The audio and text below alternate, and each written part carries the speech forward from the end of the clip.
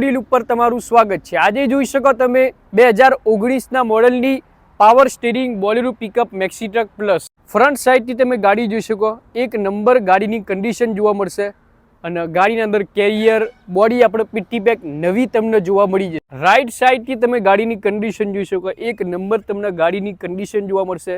ગાડીની અંદર તમને શો પ્લેટો જોવા મળી જશે અને એક નંબર તમને ગાડી જોવા મળશે। 19 મોડલની ગાડી અને ઝમઝમ ઓટો ડીલ નંદાસન ઉપર।